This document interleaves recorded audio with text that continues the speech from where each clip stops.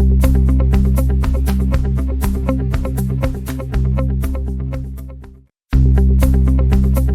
when countries are looking for leaders, they are not looking for failed leaders who have terrible human rights, as someone who believes in democracy. If at the age of 22, I could be one of the people upon whose shoulders rested the desire for democracy in Nigeria, and I delivered very well some 8 years later, to the point that 1999 we had democracy. I was one of the few people that went to prison for it. I was one of the few people that was expelled from the university. We did street marches. It's just like saying to someone that because Mandela never governed a local government or a state, is not qualified to be president of South Africa after spending 27 years in prison. Or even Obama. Obama did not govern a state. He came from Illinois. He even failed, to win an election as a House of Assembly member.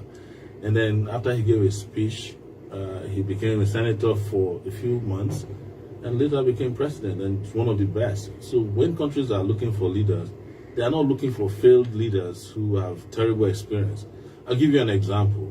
The current president of Nigeria could have been the most experienced human being in the history of the country. He governed what used to be to the states, Gongola, now to the states.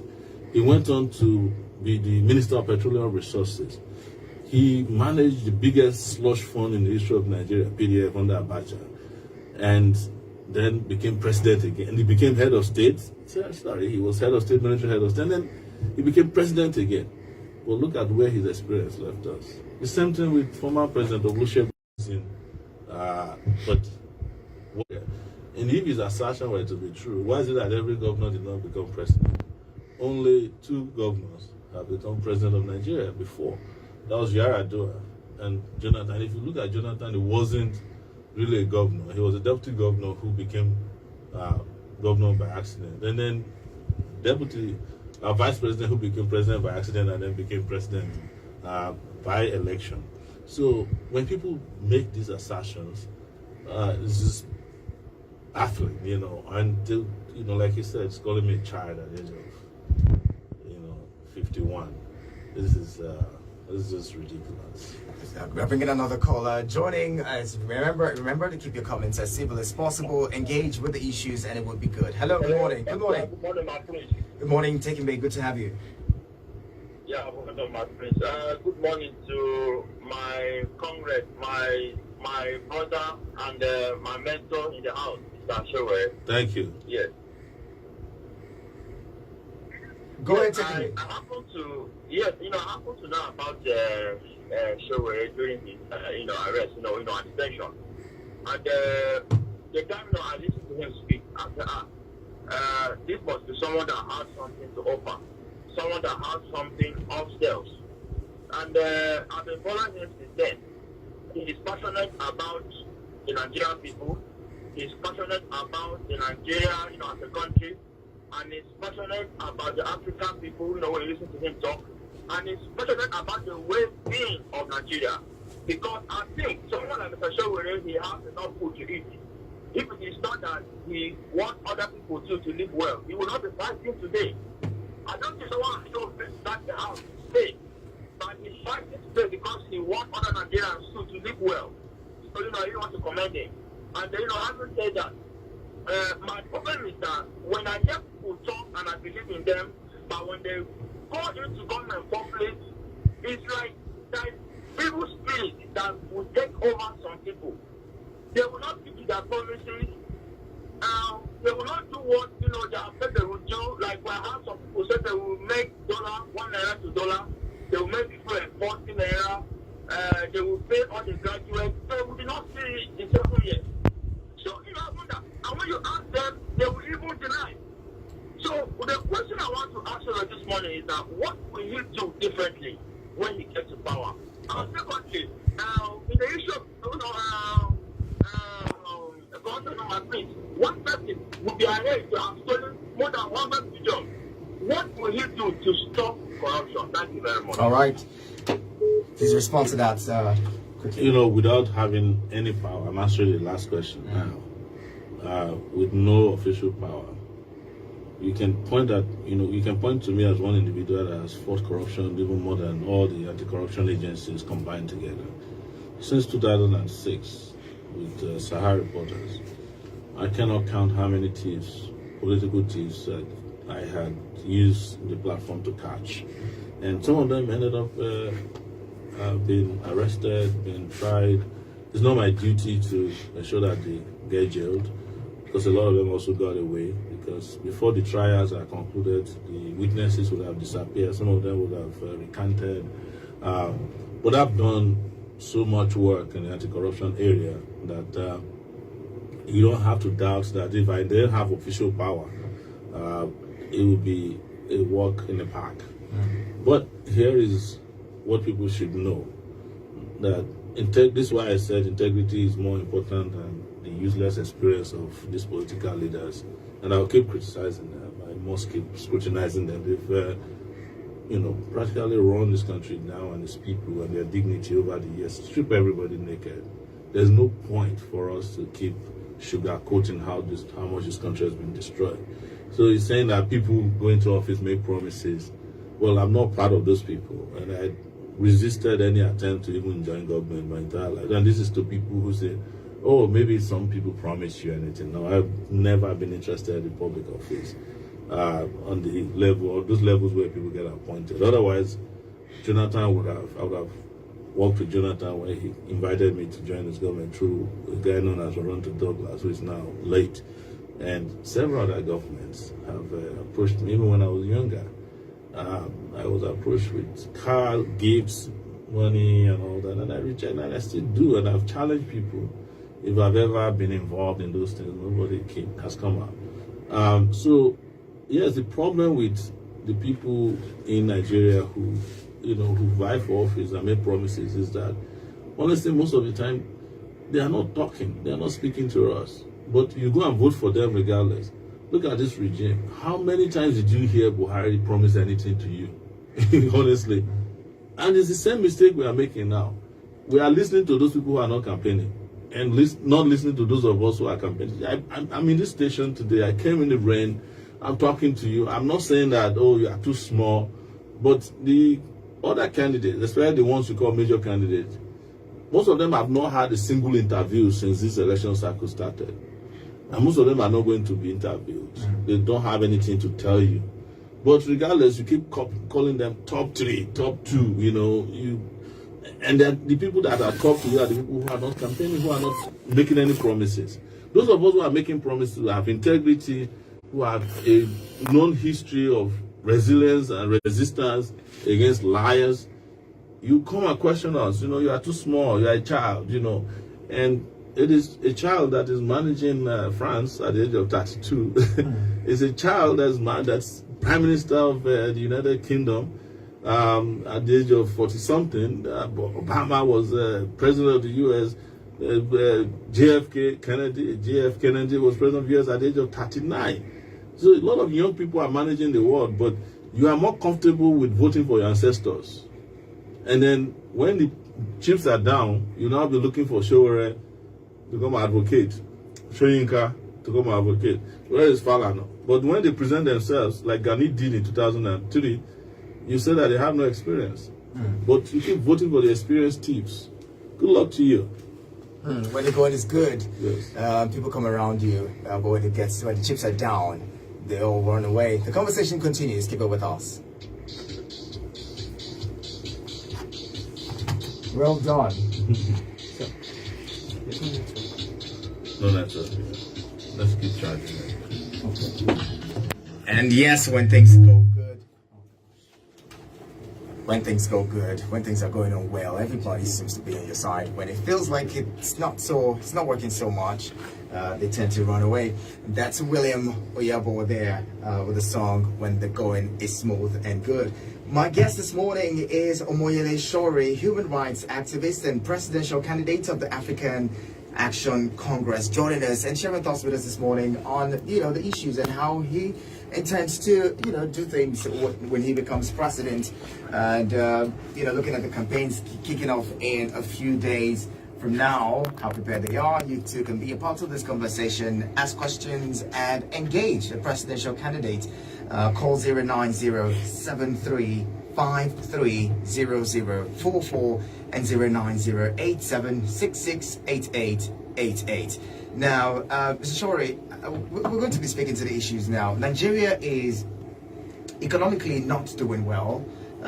It's a terrible time for the economy. Inflation going up, unemployment rates really high, all that stuff. Exchange rates is something, nothing to write home about.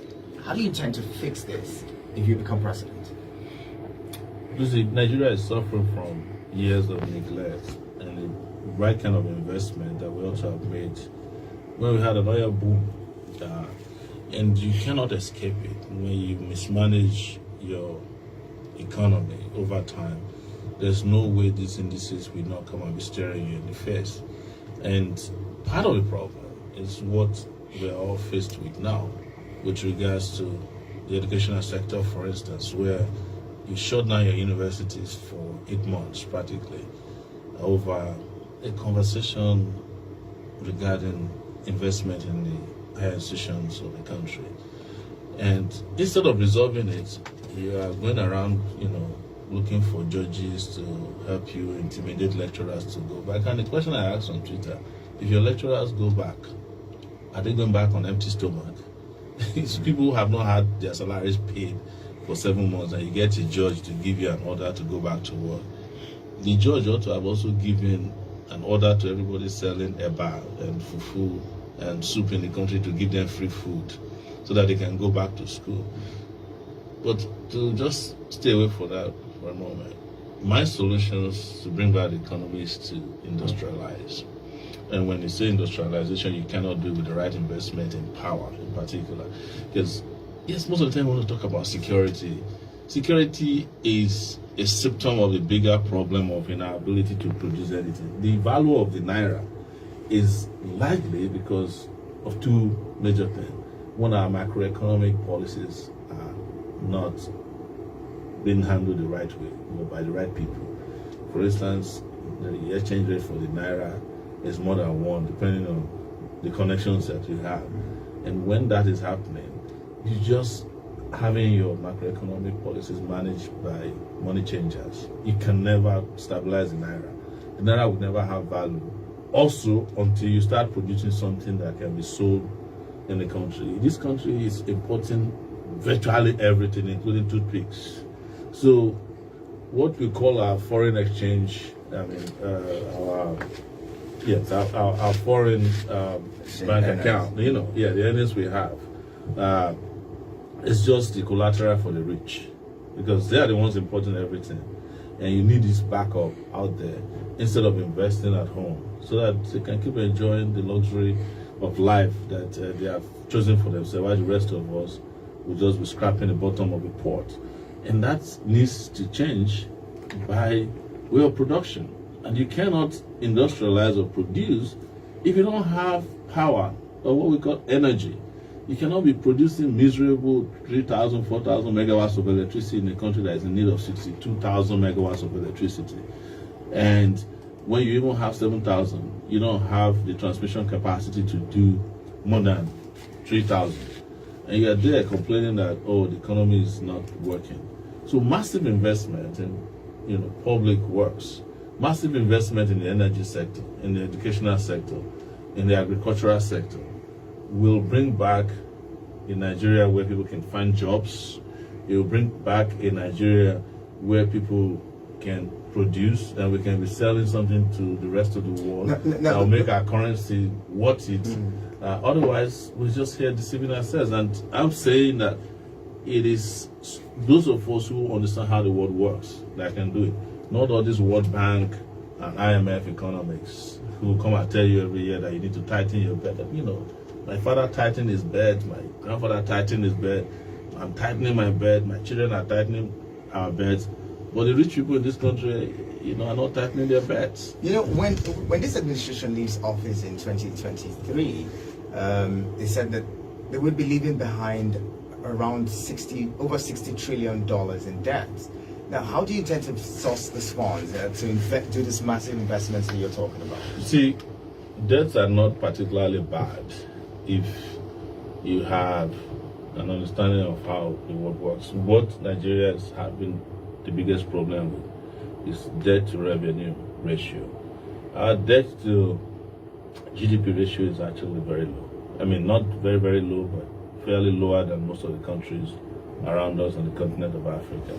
So it is that revenue that I'm targeting immediately, including stopping all these thieves who are stealing 700,000 barrels of oil on a daily basis from this country.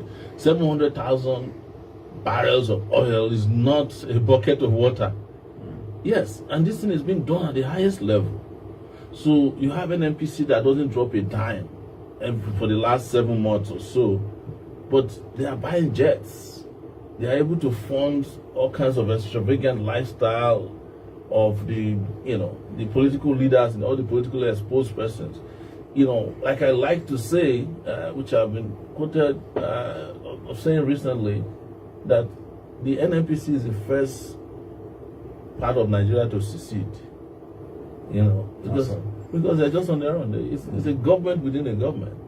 And you have to bring them back so that you can be getting the revenue that belongs to Nigeria. So now you've got to privatize it. You say it's a company, it's something that belongs to the whole country. It's now registered by a few people. That has legal implications. So there are a lot of places that, loopholes that can be plugged. The other time we're talking about 54,000 workers, fake workers in the country, ghost workers that were weeded out by IPPIS. That's just in the federal sector, in the federal government and civil service. What about the police? What about the states? And several other spaces around the country that things are being mismanaged. And I know that we do not have competent hands managing the most sensitive sectors of our economy. If they mention to you people who are managing revenue, accruing agencies in the country, you'll be shocked. There are people who just sit down there and just allocated money to themselves. And they turn around and they sort the rest of us that the money was taken by a snake, a cockroach someday. And I don't know the last animal that stole money in Nigeria, I think the monkey. It's just how these people don't respect us. It's the last one. Yes, now let's look at insecurity, which is one of the biggest issues Nigerians have to grapple with as Nigerians. Insecurity is biting hard, and they say it seems like the president who was a former military personnel, who should have known how to tackle this, promised to tackle it within 6 months and all, came in and really couldn't solve the problem. How would a civilian who probably hasn't had military intelligence or military knowledge and all or skill be able to tackle insecurity as a person who's planning to be president of this country? How do you intend to solve the security problem? That's what I was addressing earlier, the issue of experience. That's why when people throw around the word experience this, experience that, which is it's ridiculous. You don't need a military general to lead a country to curb insecurity if you understand where insecurity comes from. Insecurity comes from inequality. That's number one source of insecurity in Nigeria. People are always available to take on any criminal activity that can help them survive because they have no employment, they have poor education. There are 20 million kids in this country that are out of school. In another 10 years, 20 years, you're going to have a different level of insecurity on your hands because you didn't send them to school. But don't forget that with the minimalist education system we have here, the UK, US, and Canada just came and took over 8,000 doctors away from us after COVID. If we didn't train them, where would they get the doctors from? And we're saying, look, make the investment right now. Take those 20 million kids out of the street. Give them whatever education you can afford them, even if it's done under a tree. Let there be education, because otherwise we are going to pay for the cost of ignorance down the line. That's where insecurity came from. And this economic inequality where some have too much and some others have nothing is always going to be a cause of insecurity. So to solve the problem of insecurity, you must have 3 different strategies put in place at once. First is the immediate problem, to ensure that you arrest the situation, whatever you can throw at all these criminals, bandits, you call them terrorists, through collaboration, intelligence gathering, if necessary, bringing in, as I typically would say, even though I'm not proud of it, if you have to bring in mercenaries, bring them in to stop them. And then subsequently, start building real security agencies in the country. I have been complaining about the role of the police. 350,000 policemen, all of them are guarding empty houses in Asokoro. You go in front of the house, 6 policemen with 6 AK-47. The rest of us, nothing for us. We have a caller. Hello, good morning. Yes, my friend, this is yes, calling back. Quickly, please. Yes, I've been listening to your guest, my brother and my mentor, Mr. Sowore. You see, another thing I'm worried is that when you talk about becoming a president, fine, I don't have any problem with that because this Sowore is overqualified to become Nigerian president. The same way someone like Peter would be, but I'm worried that when you don't have governors, you don't have senators, you don't have House of Representatives, and you're a president under your party, and you are just a president. Do you think they will not frustrate you? Do you think you will succeed? Okay. That's my fear. All right, quickly, let's respond to that and then we'll Thank you, my brother. I appreciate that particular question. You see, I'm of a revolutionary mind, and my position is that the job of the president is so important that you cannot worry about who is elsewhere. Everybody, if I'm president of Nigeria, I present my blueprint to the Nigerian people on how I want to solve and tackle their problem. Let some 109 people in the Senate say, oh, you don't have a right to provide employment. You think the Nigerian people will just be watching and say, okay, yes, they are holding us to ransom, 109 of them. That's so sad. We are helpless. If you're a good president, the Senate will go with you. The U.S. at the time had a president from the Democratic Party. Majority of the members are from the Republican Party. They agree on things that will work for the country. And I expect the same thing. I will carry them along because they are paid to be in those positions. An average senator that is collecting 14 million naira a month should not stop a project or a program or policies that will take 200 and something million people out of poverty. Okay, we have a question here on WhatsApp. It says, good morning to you and your guest. My question is, how can he tackle the issue of Nigeria Police and contributory pension scheme when elected president? Saidu sent that one in. How do you respond? The police is one organization that we sure be disappointed in. And my disappointment this time is not SARS. But how do you allow people, the Nigerian police, how do you allow civilians to be stealing your pension?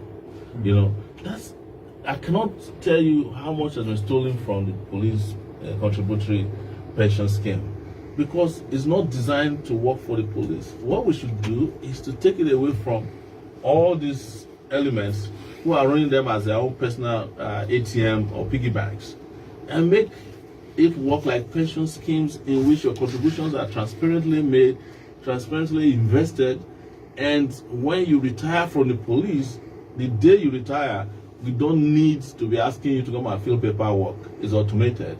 Your pension scheme, your pension is getting to you so that you don't suffer so much. But see, on a more serious scale, I have said it, I have a special program for the police, even though they've broken my nose and beaten me up and roughing me up my entire life. No policeman carrying an AK-47 in any country should be earning less than 250,000 naira. You should be earning as much as a banker that you are protecting with your life. Yes. Omoyele Sowore, human rights activist and presidential candidate of the African Action Congress, AAC. Thank you so much for being on the show this morning. Thank you for bringing me. Us. And to everyone who's been a part of Nigeria, they use computer. The leaders of Nigeria, they use radio where they turn the knob.